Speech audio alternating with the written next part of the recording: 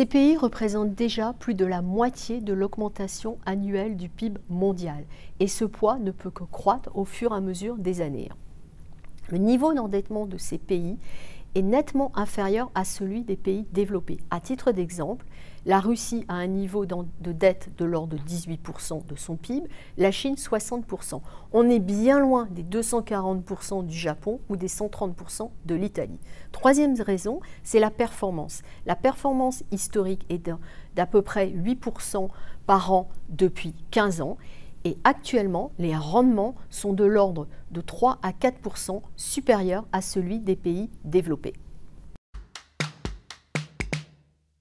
Historiquement, ces pays ont émis en devises internationales, c'est-à-dire principalement en dollars et en euros. Ce n'est qu'ensuite qu'ils ont émis dans leur propre devise, c'est ce qu'on appelle la dette locale.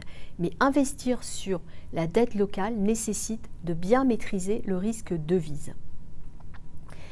Nous privilégions plutôt sur le long terme des stratégies de dette internationale avec un recours plus tactique et surtout sélectif à la dette locale. C'est exactement ce que propose notre stratégie Global Emerging.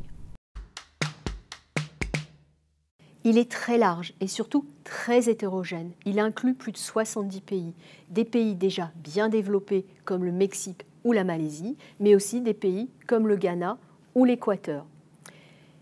Les nouveaux venus dans l'univers sont les pays du Golfe qui, du fait de la baisse du pétrole, sont venus émettre sur les marchés internationaux.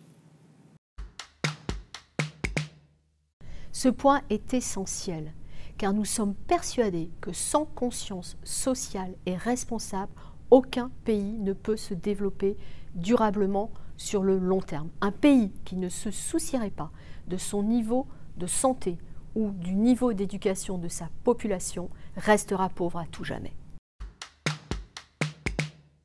Les niveaux actuels sont toujours attractifs, la liquidité reste abondante, la capacité de ces pays à rembourser leurs dettes est bonne.